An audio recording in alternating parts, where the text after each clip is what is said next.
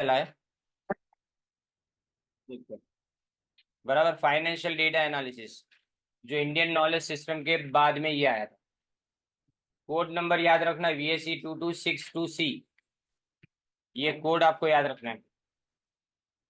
अब देखें, इसमें फर्स्ट यूनिट है इंट्रोडक्शन टू फाइनेंशियल डेटा। अब इसमें वर्ड्स कई जगह पे बहुत डिफिकल्ट है, तो हम पहली बात तो इंट्रोडक्शन स्किप करेंगे। हम सीधा स्टार्ट करेंगे अंडरस्टैंडिंग डेटा से। डेटा रिफर्स अंडरलाइन करते जाना। Data refers to raw fact. Raw fact यानी जिसके ऊपर कोई प्रोसेसिंग ना किया गया हो।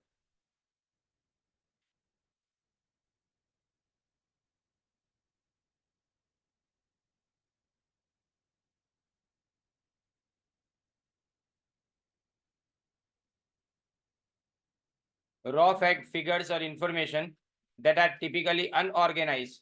अंडरलाइन करो, अनऑर्गेनाइज होना। इसका मतलब आप जो डेटा आपको मिलती है ना, वो सीधा आप इसको एक्सेप्ट कर लेते हो, उसको अपने रॉ डेटा बोलते हैं, right. And meaningless on their own. लेकिन जब तक हम उसको प्रोसेस नहीं करेंगे तब तक उसका कोई मतलब नहीं निकलता। Data can be in various forms such as numbers, text, images, audio और वीडियो। डेटा में सबसे पहले क्या हो सकता है, देखें, अलग अलग फॉर्म्स के अंदर आपको डेटा मिलेगी। नंबर्स में टेक्स्ट, इमेजेस, ऑडियो और video. It is the foundation for all information, knowledge and ultimately decision making. सारी इंफॉर्मेशन डेटा में से मिलती है। दूसरी बात, नॉलेज और डिसीजन मेकिंग के लिए देखिए। अब न्यूमेरिक डेटा, ये आपको एग्जांपल पूछे जाएंगे एमसीक्यू में। न्यूमेरिक डेटा जैसे टेम्परेचर का रीडिंग हो, स्टॉक की प्राइसेस हो, जिसमें नंबर जो ना उसको न्यूमेरिक डेटा बोलेंगे। टेक्स्ट डेटा में जैसे नाम लिखा हो, किसी का एड्रेस लिखा हो, या आर्टिकल या तो ब्लॉग, जो ब्लॉग पोस्ट होती है ना उसको बोलेंगे। फिर इमेज डेटा में फोटोग्राफ, एमआरआई के स्कैन। फिर उसके बाद में सैटेलाइट इमेजेस। फिर ऑडियो डेटा में स्पीच रिकॉर्डिंग, म्यूजिक ट्रैक और साउंड इफेक्ट जिसमें आवाज आती है, ऑडियो। वीडियो डेटा में movie files, security camera footage, CCTV camera का जो फुटेज होता है ना वो। फिर उसके बाद में इंस्ट्रक्शनल वीडियोस, कोई इंस्ट्रक्शन देने के वीडियोस आते हैं ना, अगर कोई प्रोडक्ट परचेस करते हैं तो वेबसाइट पे आपको वीडियो बताए जाते हैं वो। फिर जियो स्पेशल डेटा, जैसे जीपीएस के कोऑर्डिनेट। आप जैसे ड्राइव करते हो लोकेशन जानने के लिए, तो वो तुम्हारा जियो स्पेशल डेटा हुआ। मैप, जियोग्राफिक इंफॉर्मेशन सिस्टम जिसको जीआईएस डेटाबेस डेटा सेट्स बोलते हैं। फिर time series data, stock market data over time, यानी सुबह से लेकर शाम तक प्राइसेस में कितना अप एंड डाउन हुआ वो बताए। फिर weather data over time. Sales figure data, sales figures over time, sales figure यानी सेल्स कितना इंक्रीज डिक्रीज हुआ अलग अलग मंथ के अंदर या अलग अलग वीक के अंदर, वो बताना। फिर बाइनरी डेटा, जिसमें मशीन कोड फाइल फॉर्मेट, जिसमें for example PDF, MP3, JPG, encoded messages, ये सब आता है। मशीन कोड 1010, ये बाइनरी डेटा है। ऑन ऑफ होता है। 1010 बाइनरी डेटा बोला जाता है। कंप्यूटर की सारी लैंग्वेज 10 से शुरू होती है। अब इंफॉर्मेशन, अब information on the other, underline करना ये। On the other hand emerges when data is process, organise and given context और मीनिंग। जब डेटा को ऑर्गेनाइज करोगे, बराबर उसको प्रोसेस करोगे या उसका मीनिंग निकालने की ट्राई करोगे, तो वो इन्फॉर्मेशन बन जाती है। तो डेटा रॉ होता है, यानी मतलब उसमें प्रोसेस नहीं करते, अनऑर्गेनाइज होता है, मीनिंगलेस होता है। लेकिन इन्फॉर्मेशन विद मीनिंग होती है। It involves establishing relationship between different data points to derive insight और कंक्लूजन्स। इनसाइट और कंक्लूजन का मतलब क्या? इनसाइट का मतलब मैं अंदर तक देखना चाहता हूँ कि इस डेटा से कितना मुझे समझ में आता है, वो डेटा इंफॉर्मेशन में कन्वर्ट करके मैं समझ पाऊंगा। For example, in the spreadsheet students name, roll number, marks obtain in science and arts subjects represent data. जबकि अगर अपने ग्राफ बताए कि परसेंटेज ऑफ स्टूडेंट जिनके 80% से ज़्यादा साइंस में मार्क्स है और 65% इन आर्ट सब्जेक्ट्स, तो इसको इंफॉर्मेशन बोलेंगे। जब उसको क्राइटेरिया में डिवाइड करेंगे ना, वर्गीकृत करेंगे उसको, तो हम क्या बोलेंगे, उसको इंफॉर्मेशन बोलेंगे। The collection of data is not information, and collection of information is not knowledge. When information is used for solving the problem, we say it's the use of knowledge. देखिए, इंफॉर्मेशन तुम्हारे सामने है, पर उस information का use करके आप कोई प्रॉब्लम का सोल्यूशन लाना चाहते हो, तो वो हो गया तुम्हारा नॉलेज का यूज। क्योंकि तुम सोल्यूशन तब लाओगे जब तुम्हारे पास उसको सॉल्व करने का नॉलेज होगा। Information relates to description, definition और पर्सपेक्टिव। डिस्क्राइब करना किसी चीज को, डिफाइन करना, या पर्सपेक्टिव। पर्सपेक्टिव का मतलब तुम्हारा ओपिनियन, मंतव्य, नजरिया बोलते हैं ना, उसको बोलते हो। Information often answers question like what, who, when and where. Underline करें।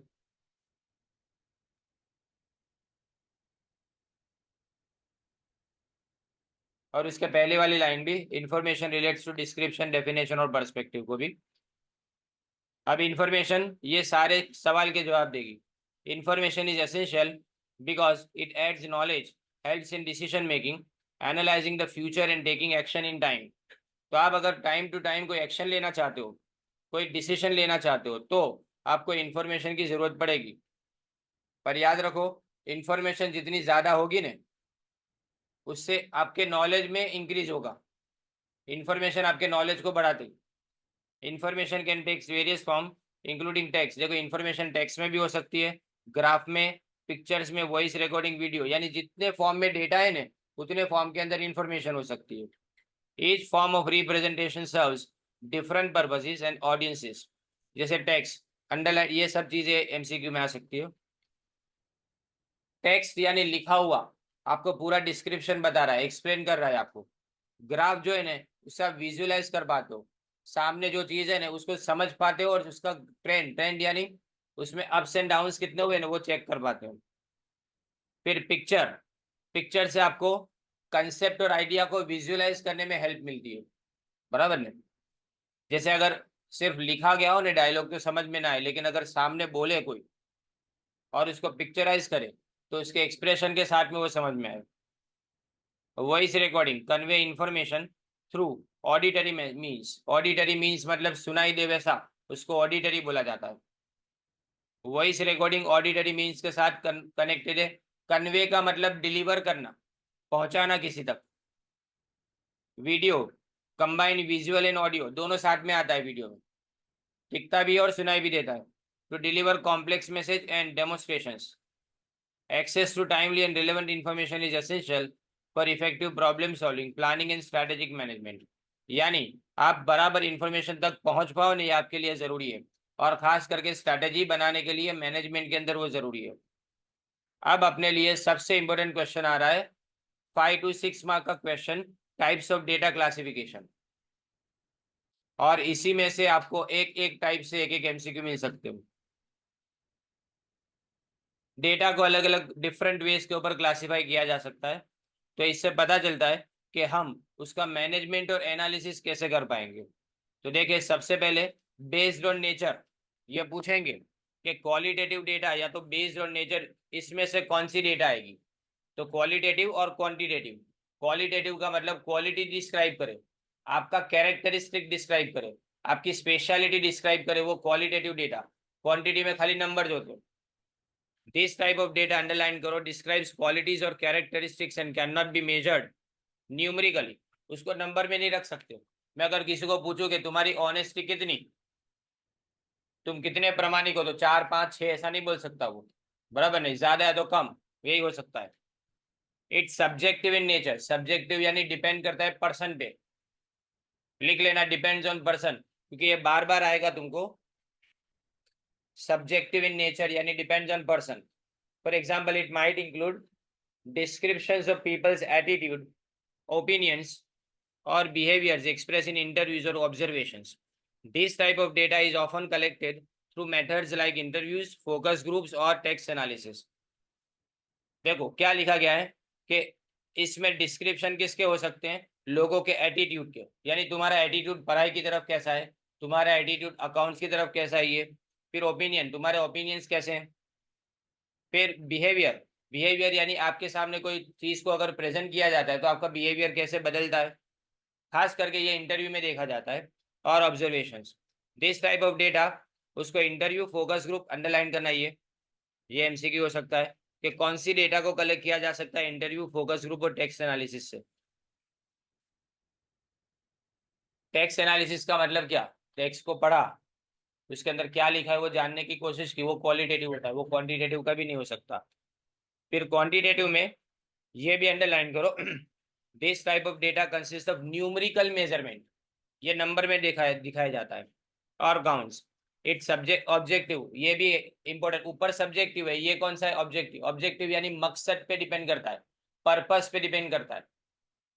एंड कैन बी मेजर और काउंटेड, उसको गिना जा सकता है। This means it can be express in numbers and analyse statistically. For instance this could include data like age, height or test scores. It is typically collected through structured methods such as surveys, experiment or analysis or of records. इसको कैसे collect कर सकते हैं अपने, typically collected through structured method, यानी proper method होती है उसके लिए, हम स्टैटिस्टिक्स को यूज करते हैं इसके लिए, तब जाके अपने क्वांटिटी को कलेक्ट कर पाते हैं। तो ये अंडरलाइन करो, कौन सा स्ट्रक्चर्ड मेथड से, यानी सर्वे, एक्सपेरिमेंट और एनालिसिस ऑफ रिकॉर्ड से कलेक्ट किया जा सकता है, कोई भी time.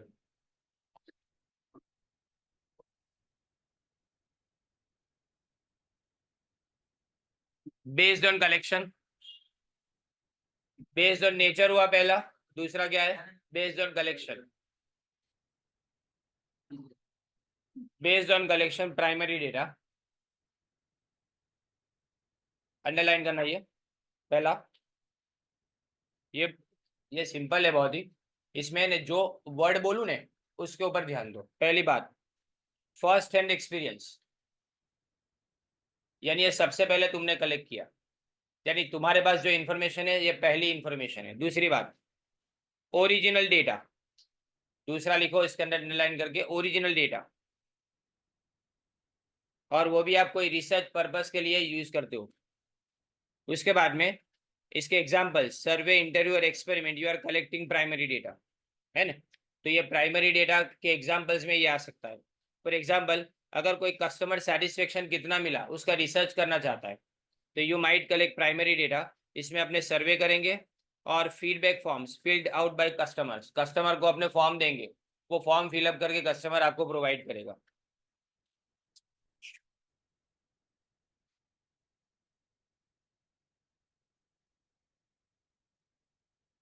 Secondary data. Secondary data is information that has already been collected by someone else and is available for others to use. Underline करो ये, यानी collected by someone else, इतना ही खाली इसमें याद रखना है। This data, ये भी अंडरलाइन करो, नॉट ओरिजिनली गैदर्ड, यानी आपने अपने रिसर्च को ध्यान में रख के इसको गैदर नहीं किया, ये किसी ने दूसरे ने काम किया है। But it can be relevant to your study, पर हम उसको अपनी स्टडी के साथ में, यानी अपने काम के लिए जोड़ सकते हैं। एग्जाम्पल्स में क्या आता है देखो, रिपोर्ट, स्टडीज और data compile by government agencies, ये आएगा एग्जाम्पल, एग्जाम्पल है, नो आएंगे। ट्रेड एसोसिएशन और other organisations, if you are researching market trends you might use secondary data from market research reports और sales data publish by a company. Some other examples are books, journals, government publication, internet sources, ये दूसरे data है, right. ये भी underline करो। अगर समझो मुझे मार्केट में क्या चल रहा है उसके बारे में अगर जानकारी लेनी है, तो गवर्नमेंट के कोई पब्लिकेशन के पास से या तो किसी एसोसिएशन के किसी पब्लिकेशन के पास से वो इन्फॉर्मेशन मुझे मिल सकती है, तो मुझे अपनी तरफ से कोई मेहनत करने की जरूरत नहीं पड़ती। ये सेकेंडरी डेटा हुआ। अब ये वाला, खाली ये जो इतना हिस्सा है ना, based on scale of measurement, ये ऑलरेडी तुम कर चुके हो स्टैट्स में, देखो फर्स्ट सेम के अंदर। नॉमिनल, ऑर्डिनल, इंटरवल और रेशियो डेटा याद है ना हो तो भी याद आ जाएगा अभी देखें। तो based on scale of measurement में सबसे पहले आता है nominal data. Nominal data underline करो, लेबलिंग वेरिएबल्स, वेरिएबल को लेबल देने के लिए, यानी मतलब नाम देने के लिए, विदाउट एनी क्वांटिटेटिव वैल्यू, यानी उसमें क्वांटिटेटिव वैल्यू के बिना सिर्फ खाली लेबल करना है अपने को। It is the simplest form of data, ये भी सिंपलेस्ट फॉर्म अंडरलाइन करो खाली। They don't have an inherent order, उसका कोई ऑर्डर नहीं होता। जैसे अगर जेंडर है तो ऐसा नहीं बोल सकते कि फीमेल पहले आए मेल बाद में आए, या मेल पहले आए फीमेल बाद में, ऐसा नहीं, मेल फीमेल सीधा लिख देते हो। Marital status, single married, divorce और colours of a shirt are nominal data because they are categorise without a rank order, कोई ऑर्डर वॉर्डर नहीं होता इसका। नॉमिनल डेटा में कोई ऑर्डर नहीं कि पहला यही आना चाहिए, बराबर नहीं। जबकि ऑर्डिनल डेटा उसके अंदर आप नंबर रखते हो कि first star, second star, 1 star hotel, 2 star hotel, 3 star, 4 star, 5 star, 6 और 7 star. Data as a specific, underline करो, ऑर्डर, स्पेसिफिक ऑर्डर और ranking, but the intervals between the values. तो याद रखो इंटरवल कंसिस्टेंट नहीं होंगे। पहले में क्या है, सिंपलेस्ट फॉर्म, बराबर। दूसरी बार क्या देखी उसके अंदर क्वांटिटेटिव वैल्यू नहीं होती और उसमें ऑर्डर नहीं होते, यानी सीक्वेंस नहीं होता। इसमें सीक्वेंस होता है, लेकिन जो रेंज होती है ना दोनों के बीच की, वो कंसिस्टेंट यानी एक जैसी नहीं होती है। फॉर इंस्टेंस एजुकेशन लेवल, जैसे high school, college, graduate, movie rating 1 star, 2 star, 3 star, satisfaction rating, unsatisfied, neutral, satisfied, और economic status, low income, middle income, high income.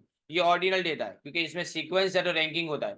आप ऐसा नहीं पूछ सकते, देखो 3 स्टार, 1 स्टार, 2 स्टार ऐसे नहीं लिख सकते अपना।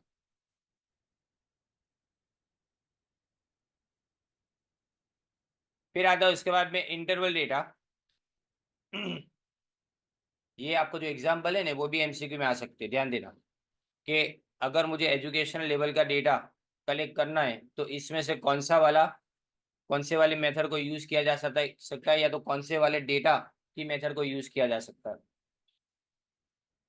Interval data is numerical data that is order and a constant difference between values but no true zero point. Underline करो, 3 चीजों को अंडरलाइन करना है, न्यूमेरिकल डेटा, ऑर्डर, अच्छा 4 चीजों को।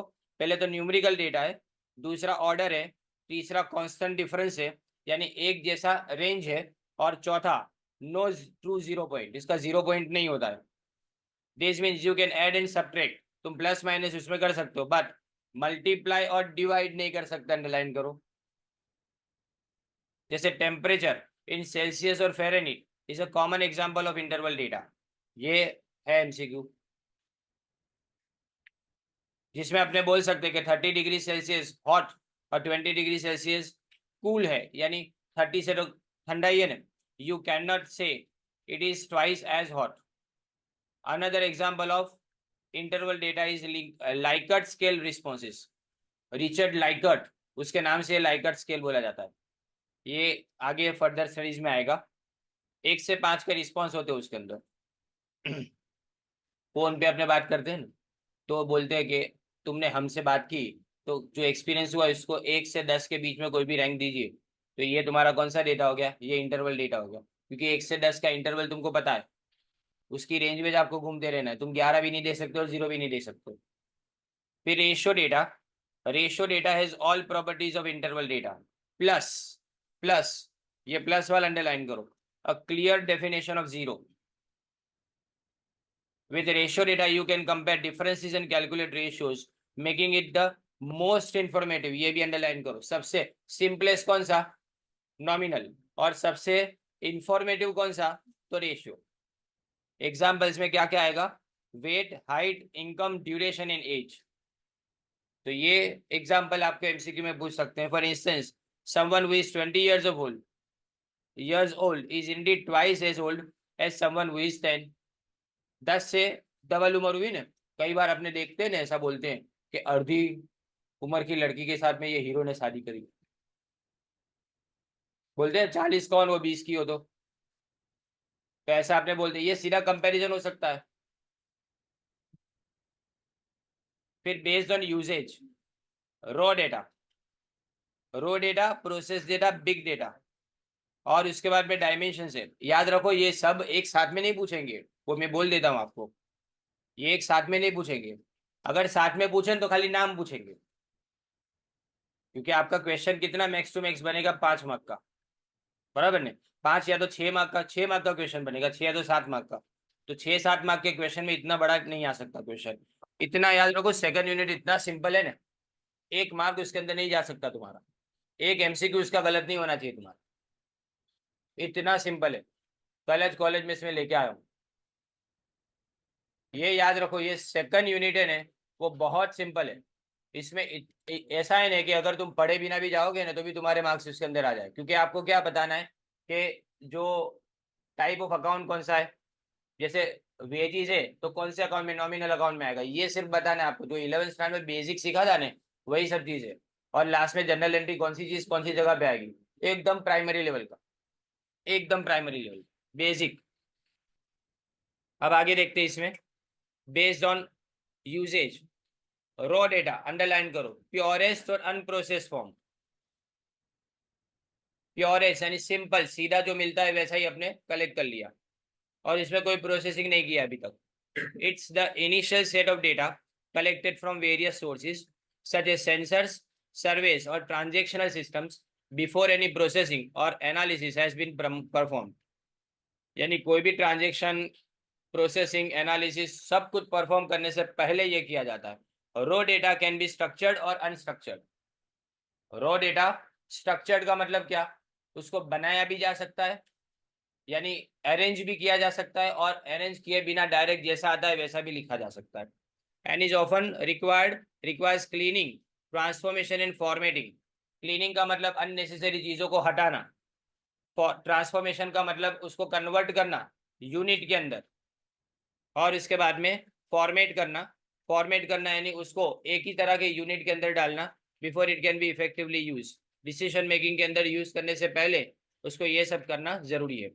अब प्रोसेस डेटा आगे भी आ चुका, वापिस आ रहा है, अंडरलाइन करो। It is known as information. Process data जिसको अपने इंफॉर्मेशन बोलते हैं, is also the result of performing operations on raw data. तो रो डेटा पे अगर आप प्रोसेस करोगे तो आपको क्या मिलेगा, प्रोसेस डेटा मिलेगा।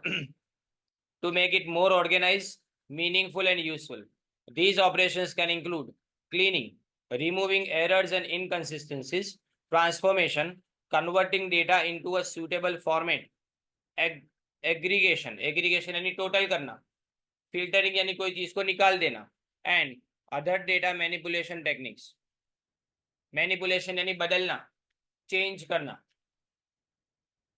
डेटा मैनिपुलेशन की जगह पे डेटा चेंजिंग लिख सकते हो। Process data is typically more structured, वो ज्यादा बराबर बनाया हुआ होता है, ऑर्गेनाइज होता है, और उसको तुरंत यूज कर सके ना वैसा होता है। इसमें आगे आप प्रोसेस करने की जरूरत नहीं है। एग्जाम्पल्स एग्रीगेटेड स्टैटिस्टिक्स यानी टोटल किया हुआ स्टैटिस्टिक्स, चार्ट और ग्राफ। अब big data refers to extremely large and complex data sets that can be that can be cannot be effectively processed or analyzed using traditional data processing methods or tools। ये क्या लिखा गया है, large और complex data set, इसको underline करो। Large और complex data set जिसको तुम पुरानी मेथड से या तो यूजुअल मेथड से नहीं काम कर सकते इसके ऊपर।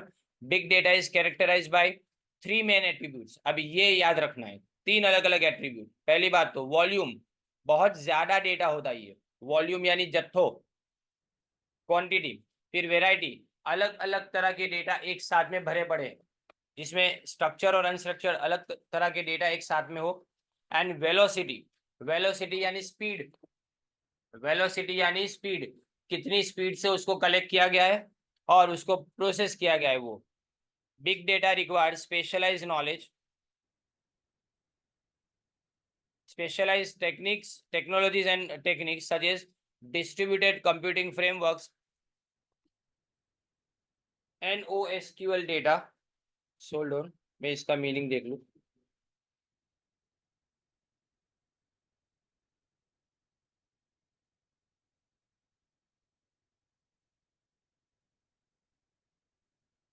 NoSQL is an approach to database, लिखना हो तो लिख दो,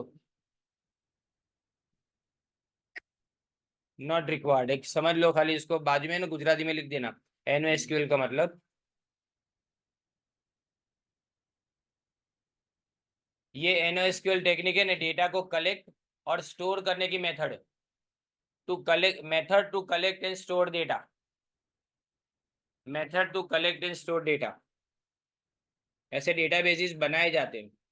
and advance analytics tools, analytics यानी उसको समझना, उसको कंप्लीट करने के लिए, समझाने के लिए, एनालाइज करने के लिए जो यूज किया जाता है वो, to capture, store, process and analyze this massive amount of information. Massive यानी बहुत ज्यादा, लार्ज क्वांटिटी को मैसिव बोला जाता है।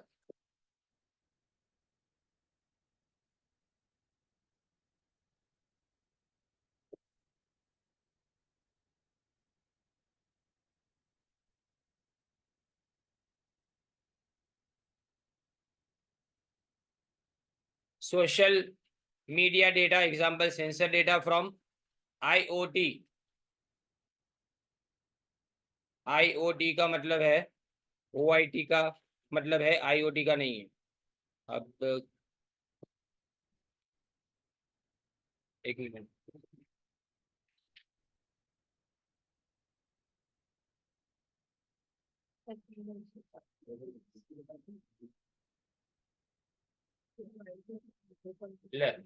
Sensor data from internet of things आता है इसमें, internet of things, exactly same use है, बराबर है, इंटरनेट ऑफ थिंग्स।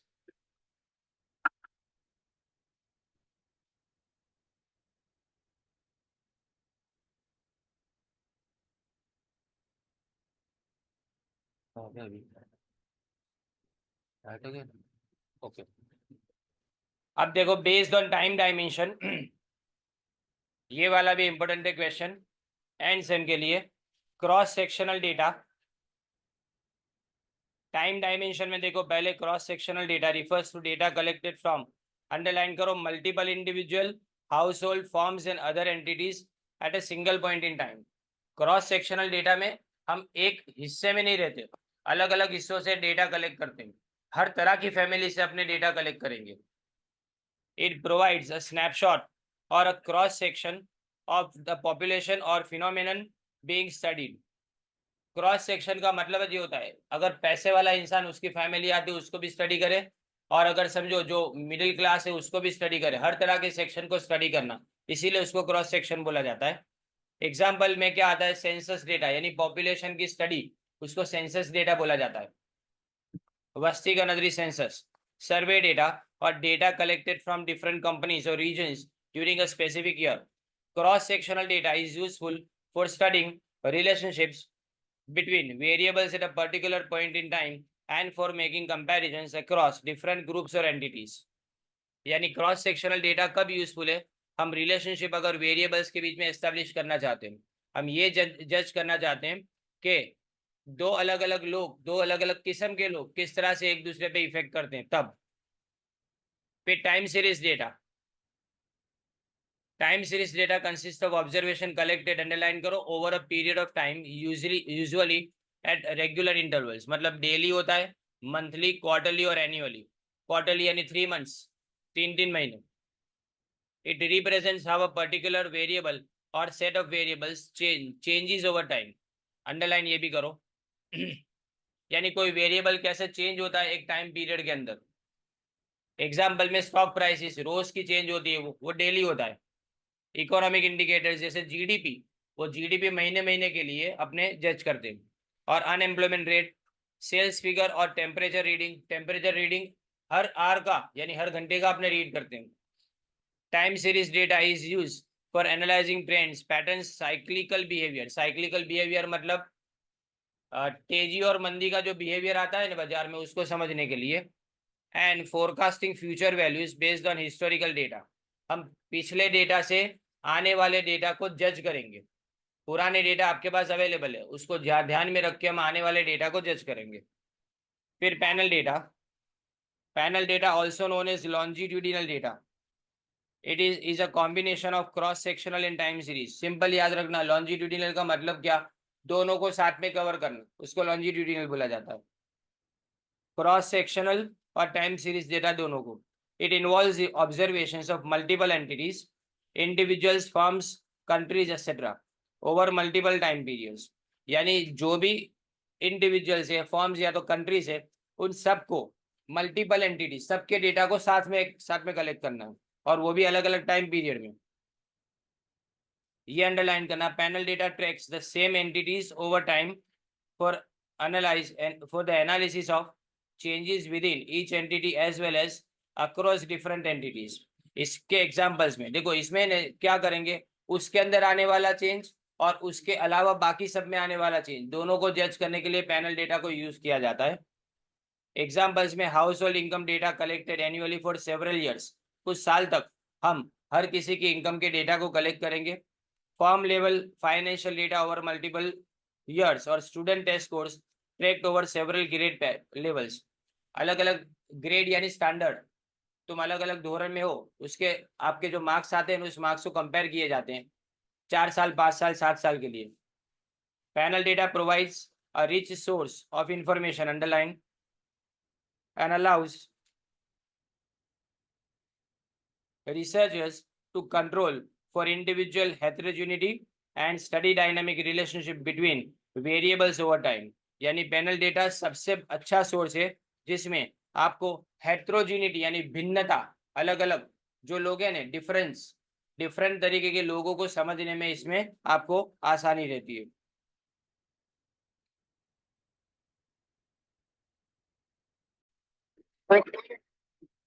अब understanding of financial data refers, underline करो, to any information, page number 7 पे ये, to any information related to the financial performance of a company, individual or organization.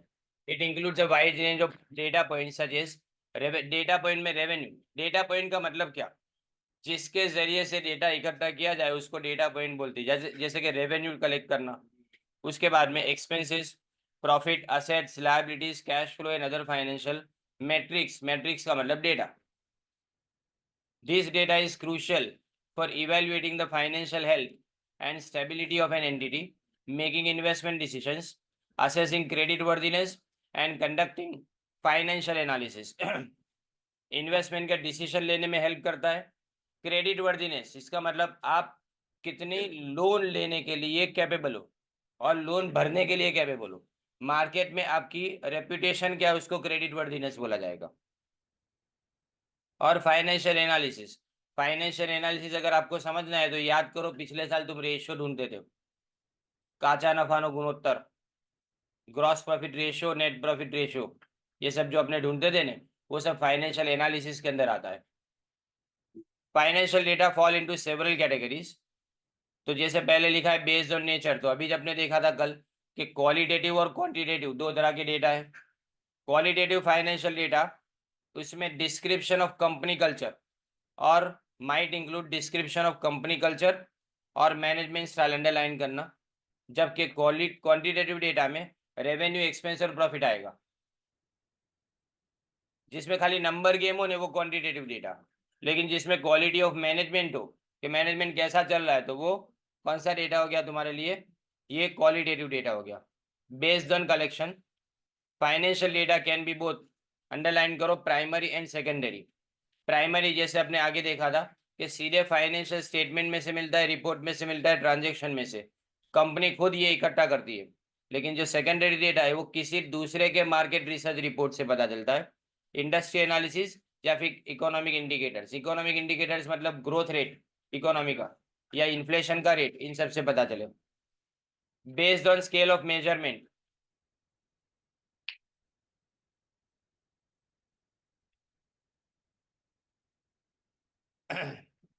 financial data often falls into the several or into the interval और ratio scale categories. ये भी आपने देखा था scale of measurement में 4 अलग अलग scale थे। कौन कौन से, नॉमिनल, फिर ऑर्डिनल, फिर उसके बाद में इंटरवल और ratio, 4। For example revenue, expenses, assets, liabilities and profits are all examples of financial data that can be measured on interval और रेशियो स्केल्स। इसको इंटरवल या तो रेशियो स्केल के ऊपर, कौन से, रेवेन्यू, एक्सपेंस, ये सबको इसमें डाला जा सकता है, ये अंडरलाइन करना, ये एमसीक्यू है। बेस्ड ऑन यूजेस में रो या तो प्रोसेस डेटा। अगर रो डेटा है तो इसके अंदर सीधे सीधे इंडिविजुअल ट्रांजेक्शन एंट्रीज होगी। लेकिन अगर फाइनेंशियल डेटा को प्रोसेस करेंगे तो इसमें पूरा का पूरा स्टेटमेंट यानी पीएनएल अकाउंट तुम्हारा प्रोसेस डेटा है, बैलेंस शीट तुम्हारा प्रोसेस डेटा है, लेकिन जर्नल एंट्री है ना, वो तुम्हारा रो डेटा है। बराबर ने। फिर based on time dimension, financial data can be cross sectional, time series और panel data. Cross sectional financial data might include financial snapshots of multiple companies at a specific point of time. Snapshot यानी overview बोला जाता है उसको, ऊपर ऊपर से किसी चीज का नजरिया लेना उसको बोलते हैं ना, नजारा लेना उसको बोलेंगे इसमें। Time series financial data might include, underline करो, historical financial data of a single company over time. एक कंपनी सालों से कितना प्रॉफिट कमा रही है, सालों से कितना रेवेन्यू जनरेट कर रही है, कौन सी प्रोडक्ट को बेच रही है, मार्केट में उसकी पोजीशन क्या है, ये सब अगर कंपेयर करना हो तो टाइम सीरीज डेटा चाहिए. जबकि panel financial data might involve tracking the financial performance of multiple companies over time. तो पैनल फाइनेंशियल डेटा में क्या आता है, फाइनेंशियल परफॉर्मेंस अलग अलग कंपनीज के, मल्टीपल कंपनीज के ओवर टाइम. अब scope and sources of financial data. The scope of financial data is crucial for making informed investment decisions, assessing risk and understanding the broader economic landscape. Access to accurate and timely financial data. एक मिनट. अपने scope and sources of financial data की बात करें,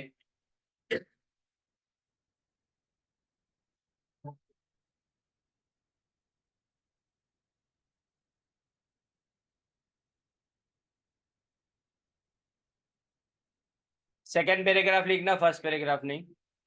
financial data encompasses a broad range of information.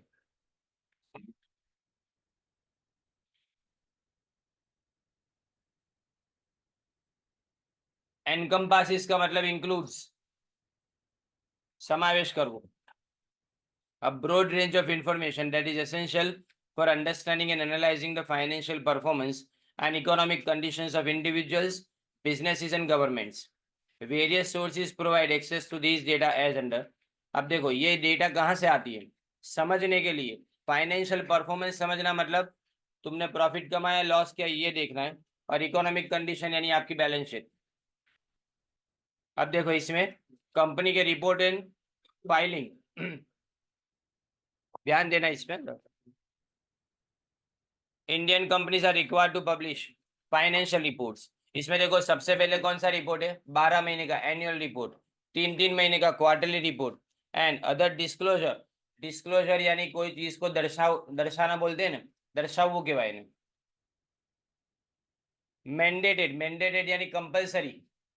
Mandated का मतलब होता है कंपलसरी बाय द सेबी यानी security exchange board of India, full form याद रखना है. These reports are available on the website of NSE, यानी national stock exchange of India, and Bombay stock exchange as well as SEBI's portal. फिर आता है stock exchange.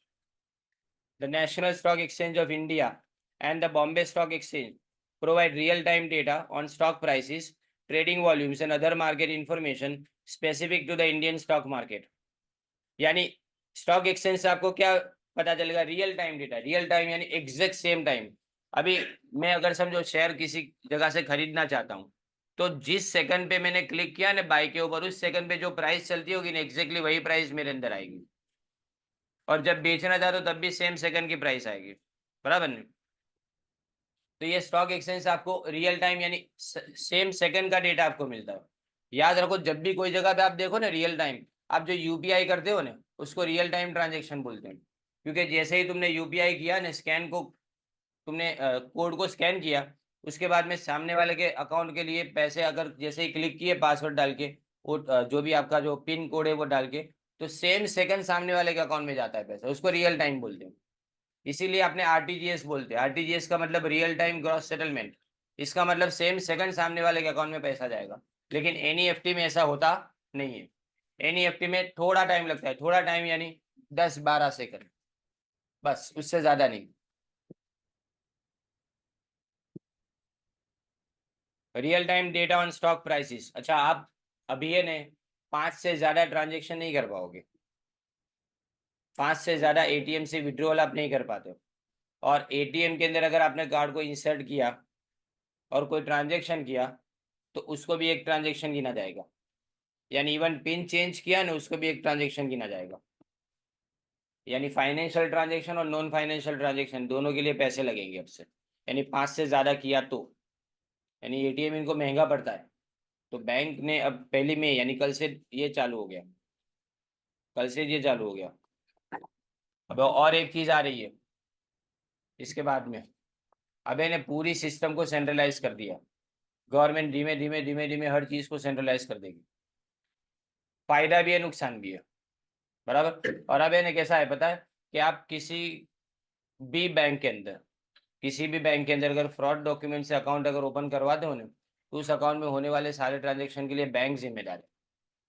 नहीं, अभी फ्रॉड होते हैं ऑनलाइन, वो ऑनलाइन फ्रॉड धीमे धीमे सब बंद हो जाएंगे, क्योंकि अभी ने 3 लेयर सिक्योरिटी नई सिस्टम डेवलप कर रही है गवर्नमेंट ऑफ इंडिया, 1-2 महीने में लागू हो जाएगी पूरी इंडिया में। और ये ओटीपी वाली जो सिस्टम है ना, मैं आपको पहले भी बता चुका हूँ, सिर्फ इंडिया में। अपने कार्ड से ट्रांजेक्शन करते हैं ना, तो पहले ओटीपी आता है, तो ओटीपी मोबाइल पे आना है सिर्फ इंडिया में, बाकी कोई कंट्री में दूसरी जगह पे नहीं है। तो ये सब अपने यहाँ पे सिक्योरिटी है, क्योंकि यहाँ चोर भी ज़्यादा है, बराबर ना। वो है ने रवीश कुमार अपनी वेबसाइट पे बार बार लिखते हैं, यानी ऐसे अपने पेज पे बार बार लिखते हैं, फेसबुक पे वगैरह पे, कि भारत एक ठग प्रधान देश है, यानी इसमें ठग लोग हैं ना सबसे ज्यादा पनपते हैं, ऐसा, क्योंकि उनको डर नहीं है ना, सिस्टम का डर नहीं है। तो ये नेशनल स्टॉक एक्सचेंज और Bombay stock exchange provide real time data on stock prices, trading volumes and other market information specific to the Indian stock market. अभी 9:15 बजे मार्केट जब ओपन होगा ना, तो उस वक्त सेम टाइम पे सेम सेकंड के ऊपर क्या रेट चल रहा है वो सारी चीजें अपने देख पाते, वो सब रियल टाइम। फिर रेगुलेटरी अथॉरिटी यानी जो मार्केट को कंट्रोल करती है, जो मार्केट को कंट्रोल में रखती है, उसमें सेबी आता है सबसे पहले। Overseeing the securities market in India, overseeing का मतलब कंट्रोल करना। SEBI's website offers access to regulatory filings, circulars and guidelines issued by the authority, providing valuable financial information। आपको अगर किसी भी तरह की इंफॉर्मेशन चाहिए, यानी किसी ने भी अगर समझो कि आईपीओ को फाइल किया हो, कि हमको आईपीओ इश्यू करना है उसके हो, तो सारी इंफॉर्मेशन आपको सेबी की वेबसाइट से मिल जाती है।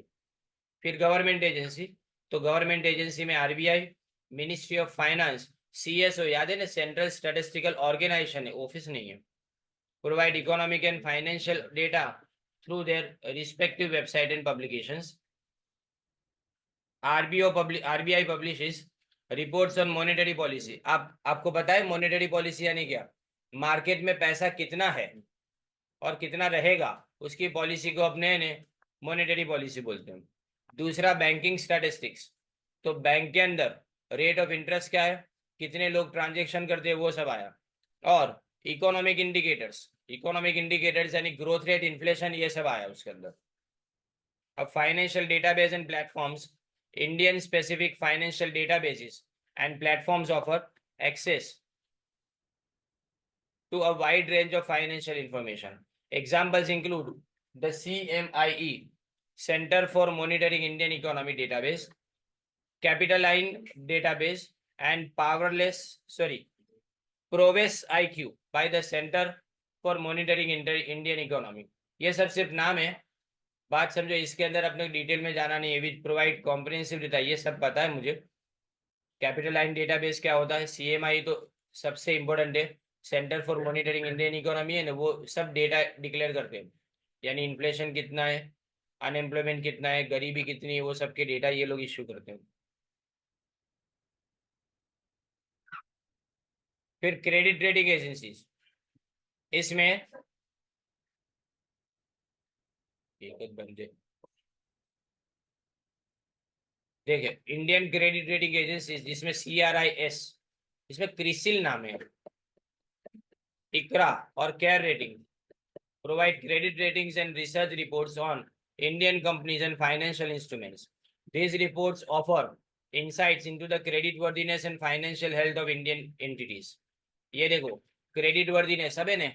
एक बहुत इंपॉर्टेंट बात बोल दूं तुमको, ये पहली में से जो ये चेंज आया है वो भी, कि जो सिबिल है ना, सिबिल नाम सुना है, credit information bureau of India limited, CIBIL. CIBIL को है ना अब ऐसा बोला गया कि अगर, सुनो, मैंने किसी बैंक को क्रेडिट कार्ड के लिए अप्लाई किया, उसने मेरी क्रेडिट कार्ड की एप्लीकेशन को रिजेक्ट कर दिया, तो अभी तक मेरे पास है ना ऐसा अधिकार नहीं था कि मैं बैंक से पूछूं कि कौन से रीजन से तुमने इसको रिजेक्ट किया है। अब बैंक को उसका जवाब देना पड़ेगा, पहली में से ये भी लागू हुआ। अब बैंक को इसका जवाब देना पड़ेगा कि तुमने उसकी लोन ना मंजूर की, तो उसके पीछे कारण क्या।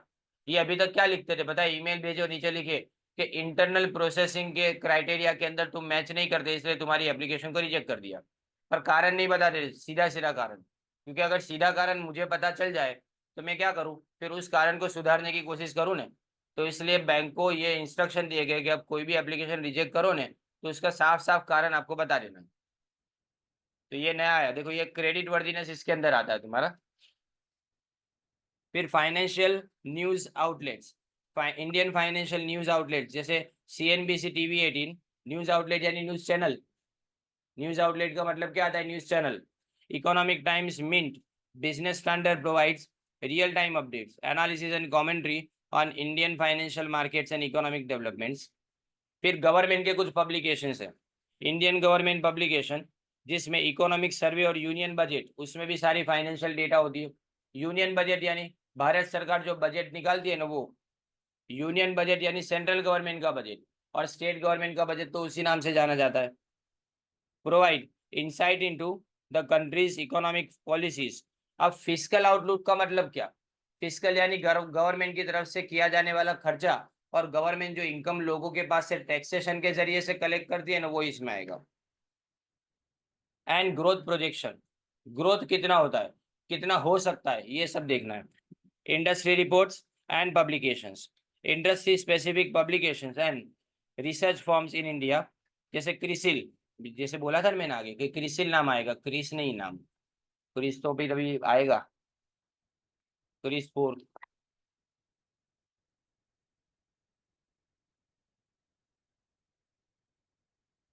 क्रेडिट रिसर्च है, क्रिसिल, क्रिसिल का फुल फॉर्म नहीं याद मुझे।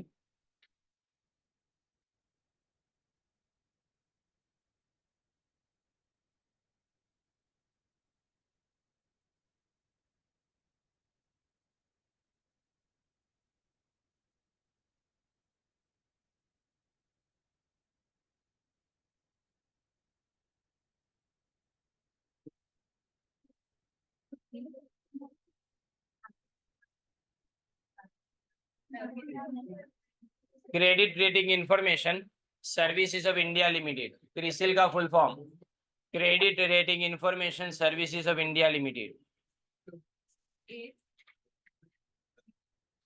Credit rating information services of India limited.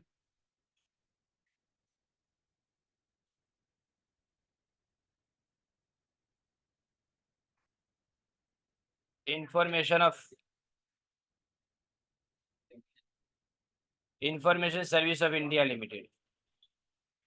फिर ICRA भी है, investment information and credit rating agency. ICRA investment information and, ये क्रिसिल अलग है, ये मैं ICRA की बात कर रहा हूँ। Investment information and credit rating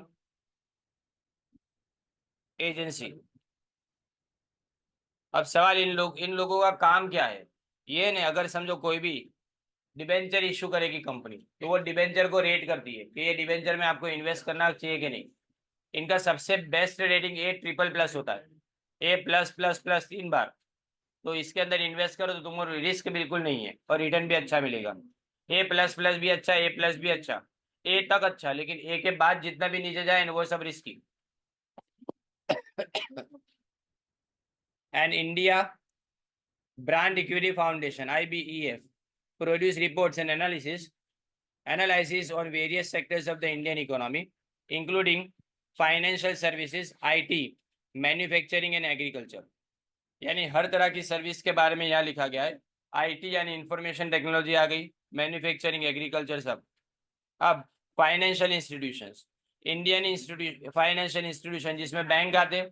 देखो, इंश्योरेंस कंपनी को फाइनेंशियल इंस्टीट्यूट क्यों बोलते हैं, क्योंकि इंश्योरेंस कंपनी के अंदर सबसे पहली बात तो कि इंश्योरेंस कंपनी के अंदर जो भी पैसा आपका प्रीमियम का आता है ना वो लोग इन्वेस्ट करते हैं कोई जगह पे, इसलिए उसको फाइनेंशियल इंस्टीट्यूट बोला जाता है।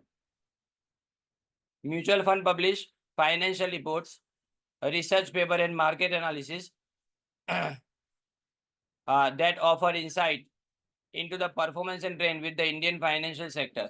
तो यहाँ पे जितने भी फाइनेंशियल सेक्टर में लोग प्लेयर्स है वो कैसा परफॉर्म कर रहे हैं उसके बारे में ये फाइनेंशियल इंस्टीट्यूशन जवाब देगी।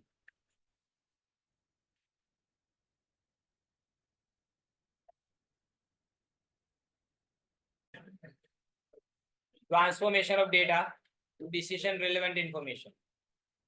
Emergence of big data has changed the world of business like never before. The most important shift has happened in the information generation, यानी इंफॉर्मेशन जहां से लाते हैं ना वो, और डिसीजन मेकिंग, याद रखो डिसीजन के लिए इंफॉर्मेशन की जरूरत पड़ती है और वो इंफॉर्मेशन को हम डिसीजन मेकिंग के प्रोसेस में यूज करते हैं. अब एनालिटिक्स इमर्ज होता है, इमर्ज यानी उसका जन्म होता है, that supports a more intensive data centric and data driven information generation and decision making process. याद रखो जितनी डेटा ज्यादा ने उतना उसका एनालिसिस का काम ज्यादा, और एनालिसिस का जितना अच्छा ने उतना डिसीजन मेकिंग अच्छा.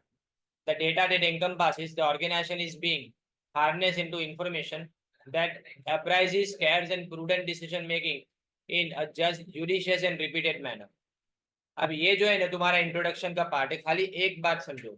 The biannual KPMG global CFO report, chief financial officer जिसको बोलते हैं, सीएफओ यानी chief financial officer.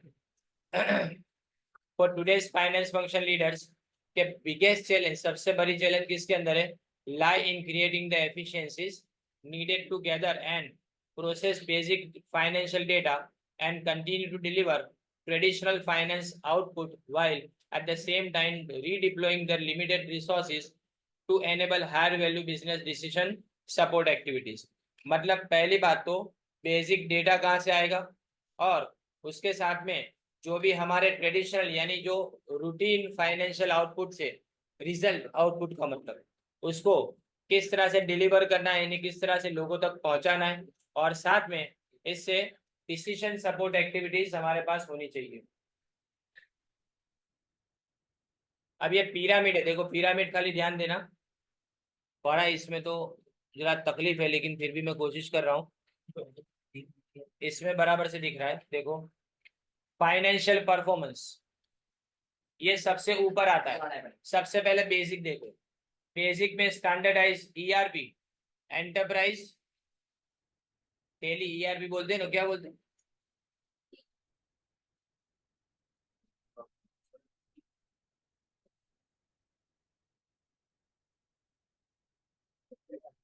Enterprise resource planning, standardise ERP system यानी enterprise resource planning, transactional service, master data and policy management.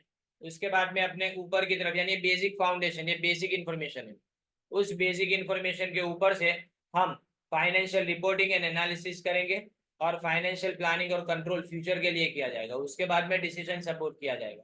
अब ये जो है ना वो फंक्शनल ऑपरेशन है. सबसे पहले नीचे वाला वो कौन करता है, तो बुक कीपर्स. ये डायग्राम से एक एमसीक्यू, एक दो एमसीक्यू आएंगे इसमें से, ये बुक कीपर्स करते हैं. और फाइनेंशियल रिपोर्टिंग एंड कंट्रोल कौन करता है, कंट्रोलर. लेकिन जो फाइनल परफॉर्मेंस है फाइनेंशियल परफॉर्मेंस वो कौन करता है, सीएफओ, चीफ फाइनेंशियल ऑफिसर. अब आपको इसके स्टेप्स बताने हैं, देखें. पहले कलेक्शन ऑफ डेटा आता है. सबसे पहला स्टेप कौन सा है, डेटा कलेक्ट करना. Collection of data standardize system से करनी है. इसके लिए आपको सॉफ्टवेयर और हार्डवेयर दोनों की जरूरत पड़ेगी, और इसमें अपने को ट्रेन स्टाफ की जरूरत पड़ेगी जो एक्यूरेटली और रेलेवेंट जो जरूरी है वही डेटा को खाली कलेक्ट करें. फिर डेटा को ऑर्गेनाइज करेंगे, अरेंज करना जिसको बोलेंगे. अब डेटा को ग्रुप करना है और अरेंज करना है, जिससे हम जिनके लिए टारगेट यूजर ग्रुप यानी जो लोग इस डेटा को यूज करने वाले हैं उसके लिए यूजफुल डेटा का एक बंच अपने क्रिएट कर पाए. फिर डेटा प्रोसेसिंग, डेटा प्रोसेसिंग यानी क्लीन करना डेटा को, अननेसेसरी डेटा को इसमें से रिमूव करना. और ये भी याद रखना है कि अगर कोई भी डेटा मिसिंग हो या नॉट अवेलेबल हो तो उसको भी अपने वापस लाना पड़ेगा कहीं से भी, या तो जज करके लाना पड़ेगा या तो उसी जगह पे वापस जाके अपने को डेटा लाना पड़ेगा. तो options available for presentation format for the data also need to be decided.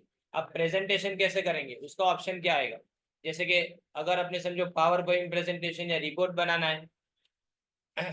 फिर इंटीग्रेशन ऑफ डेटा, क्लीनिंग करने के बाद में कंबाइन किया जाता है और सिंगल एक डेटा यानी 10 लोगों ने अलग अलग डेटा इकट्ठा किए, सबको एक साथ में कंबाइन करो एक यूनिफाइड फॉर्म यानी सिंगल फॉर्म के अंदर इसको डिसाइड करना है. इस स्टेप के अंदर क्या किया जाता है, एक तो creation of data network sources, master server और users accessing the data from master server. Data integration eventually enables the analytics tools to produce effective actionable business intelligence. कैसा आपको डेटा बनाना है? इंटेलिजेंट डेटा आपको बनाना है। इसीलिए याद रखो कि जो भी डेटा आप एक साथ में इकट्ठा करते हो उन्हें, वो इंटीग्रेट करने के बाद में यूजेबल बनना चाहिए, फिर उसको रिपोर्ट किया जाएगा। फिफ्थ वाला देखे, data reporting stage involves translating the data into a consumable format. ये अंडरलाइन करें, रिपोर्टिंग का मतलब उसको कंज्यूमेबल बनाना। अब सामने वाला जो रिपोर्ट पढ़ता है ना, उसको शायद उस डेटा के बारे में ज्यादा डिटेल में नॉलेज नहीं है, लेकिन फिर भी वो डेटा से क्या जजमेंट लेना चाहता है वो उस पर डिपेंड करेगा। तो इसीलिए हम ये डेटा को एक्सेस कर सके वो लोग इस तरह के फॉर्मेट में कन्वर्ट करेंगे। फॉर एग्जाम्पल, अगर कोई बिजनेस फर्म है तो वो समराइज इंफॉर्मेशन देगा, यानी आप खाली प्रॉफिट एंड लॉस बता दो, बात खत्म हो गई। बैलेंस शीट की पोजीशन बता दो, बात खत्म। चेंजेस इन इक्विटी बता दो, बात खत्म हो जाती। ऑब्जेक्टिव ये है कि फाइनेंशियल पोजीशन कैसी है ना, उसके बारे में आपको पता चल जाना चाहिए। फिर लास्ट आता है data utilization at this ultimate step. इसमें याद रखो, इनका है ना सबसे फेवरेट क्वेश्चन कौन सा होता है, what is the last step in data processing, या what is the first step, ऐसा इसी तरह से ये क्वेश्चन पूछते हैं, समझे ना। अब डेटा को यूटिलाइज करना है। At this ultimate step data is being utilized to back corporate activities and enhance operational efficiencies and productivity for the growth of business. This makes the corporate decision making really data driven. तो data driven यानी decision making data के base पे जो होता है, जब तक data नहीं तब तक डिसीजन नहीं लिया जाता। तो सबसे पहले डेटा कलेक्ट किया जाता है, उसके बाद में उसको क्लीन किया जाता है, प्रोसेस किया जाता है, रिपोर्ट बनाए जाते हैं, फाइनली उसको यूज करे ना तो डेटा को कोई मतलब नहीं होता। अब लास्ट क्वेश्चन है ये, role of financial data analysis in business. ये एंड सेम के लिए इंपॉर्टेंट है question, planning and decision making. तो देखिए, ये प्लानिंग में भी और डिसीजन मेकिंग में भी दोनों में इंपॉर्टेंट है। पहली दो लाइन उसके बाद में अपने नहीं लिखना है, उसके बाद में सीधा बजटिंग एंड फोरकास्टिंग से अपने शुरू करेंगे। देखो, budgeting and forecasting, financial data helps in creating budget. Budget का मतलब जजमेंट करना, एस्टिमेट बनाना पूरे साल की इनकम और एक्सपेंडिचर का। और फोरकास्ट का मतलब पूर्वानुमान, फ्यूचर के बारे में सोचना, जजमेंट बनाना उसका। By analyzing historical financial data and market trends, business can project revenues, expenses and cash flows, enabling them to allocate resources effectively. जितने भी तुम्हारे पास रिसोर्सेज है उसको इफेक्टिवली अलोकेट करना, यानी डिस्ट्रीब्यूट करना लोगों के बीच में। रेवेन्यू कहाँ से आएगा, एक्सपेंस कहाँ किया जाएगा, वो ध्यान। फिर इन्वेस्टमेंट डिसीजन से, financial analysis assist in evaluating investment opportunities by assessing factors like return on investment, pay back period and net present value, जिसको एनपीवी बोलते हैं। Businesses can determine the feasibility and potential profitability of various investment options. Investment decision यानी investment कहाँ करना है, इसके लिए आप ROI यूज करते हो, रिटर्न ऑन इन्वेस्टमेंट। इसका मतलब अगर ₹1,00,000 डिपॉजिट करता हूँ मैं कोई जगह पे, तो एक फिक्स डिपॉजिट से कोई इनकम मिलेगी नहीं, उससे मुझे बिजनेस से ज्यादा रिटर्न मिलना चाहिए। ये तो फिक्स डिपॉजिट सबसे सेफ है, ना रिस्क लेना है ना कुछ, पैसे आते जाएंगे, बराबर।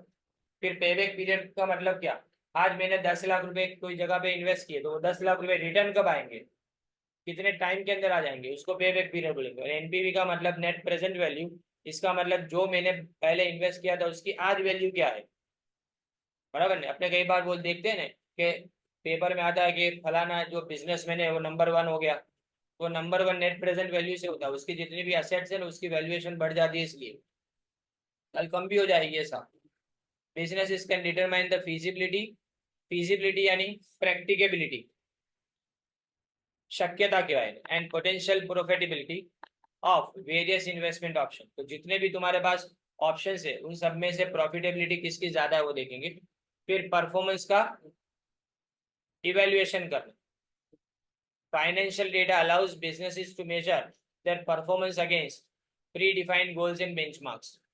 पहले से नक्की किए गोल्स है ना उसको अपने चेक करेंगे कि हमने जो की परफॉर्मेंस इंडिकेटर, यानी अगर समझो कि एक साल के अंदर 5% का रिटर्न मिल गया तो तुम्हारा परफॉर्मेंस बराबर ऐसा मान के चलना है कि नहीं चलना वो देखना। इसमें अपने कौन कौन से रेशियोज ढूंढते हैं, प्रॉफिटेबिलिटी रेशियो कौन कौन से, operating profit ratio, gross profit ratio, net profit ratio, ये सब जो 12th के अंदर सीखे थे वो। फिर लिक्विडिटी रेशियो, इसमें current asset ratio, quick asset ratio. फिर एफिशिएंसी रेशियो यानी return on investment, return on total asset, ये सब। ये इन सब से आपको क्या मिलता है, फाइनेंशियल हेल्थ कंपनी की कैसी है और वो ऑपरेशनली बराबर से काम कर रही है कि नहीं। फिर आता है उसके बाद में risk management. Financial analysis helps identify and mitigate, mitigate मतलब दूर करना, रोकना जिसको बोलते हैं, आग लगी हो ना उसको बुझाने को मिटिगेशन बोला जाता है। Mitigate financial risk by assessing factors such as leverage, liquidity and market volatility. Market volatility यानी मार्केट में होने वाले बहुत ज्यादा ups and downs. Businesses can develop risk management strategies to safeguard against potential threats to their financial stability. तो business क्या करेंगे, जितनी भी स्ट्रेटेजीज है वो अपनी जितनी भी एसेट्स है और अपनी एसेट्स को बचाने के लिए, अपनी अर्निंग कैपेसिटी को बचाने के लिए, थ्रेट यानी जो बाहर से डर का सामना करना पड़ता है उससे बचाने के लिए हम कोशिश करेंगे। फिर आता है fraud detection and prevention. Data analytics can be instrumental in identifying potential fraud risks and anomalies. Anomalies यानी abnormalities within financial data. By leveraging advanced analytics techniques, organizations can detect suspicious patterns and behaviors, enabling them to implement robust fraud detection. Robust यानी strong. Robust का मतलब strong. Fraud detection. Fraud detection का मतलब जो धोखा देते हैं ना, जो दगा देते उन सबको डिटेक्ट करना यानी ढूंढना, और प्रिवेंशन यानी उसको रोकना। To safeguard financial integrity, integrity यानी ऑनेस्टी, लोग पैसे से आपको चीट ना करें कोई भी जगह पे, इसके बारे में फाइनेंशियल डेटा एनालिसिस आपको हेल्प करता है। फिर स्ट्रेटेजिक प्लानिंग यानी लॉन्ग टर्म का planning. Financial data guides strategic decision making by providing insight into market dynamics. Market dynamics यानी मार्केट में बदलने वाली अलग अलग चीजें। उसके बाद में कॉम्पिटिटिव पोजीशन, कॉम्पिटिटिव पोजीशन यानी कंपटीशन में तुम कहाँ पे हो और कहाँ जाना चाहते हो, ग्रोथ की अपॉर्चुनिटीज क्या है, यानी फ्यूचर में बिजनेस कहाँ तक जा पाएगा।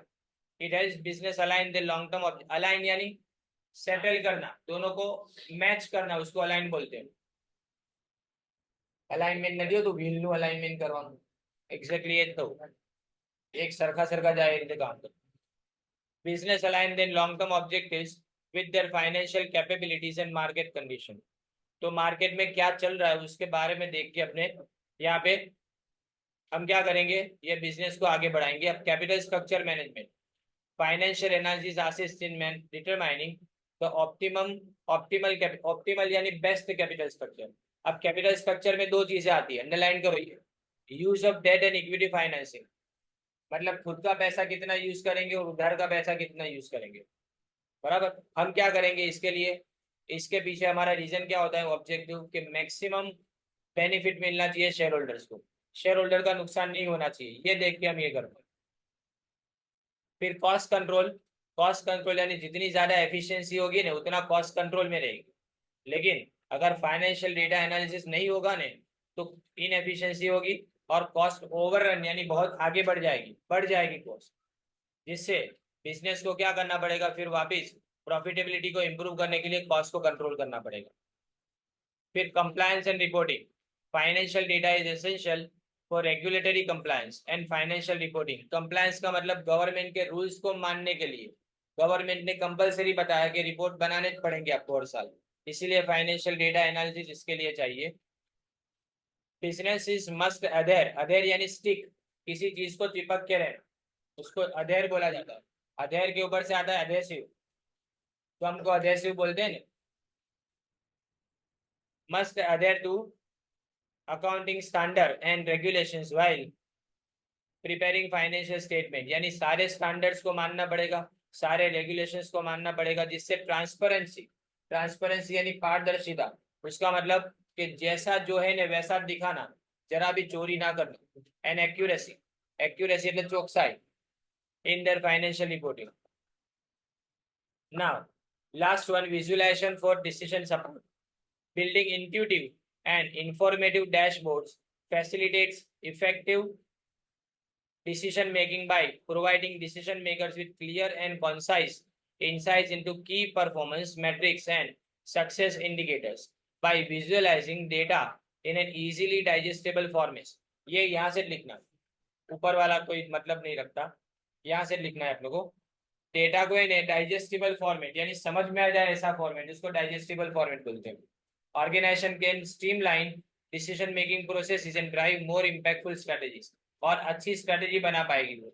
याद रखो, इसमें से आपको 5 मार्क का या 6 मार्क का क्वेश्चन आता है। 6 मार्क का क्वेश्चन एनसीएम की बात करें तो इसमें आपको इतने लंबे लंबे आंसर नहीं लिखने के, वो समझ के लिखना है आपको। ठीक।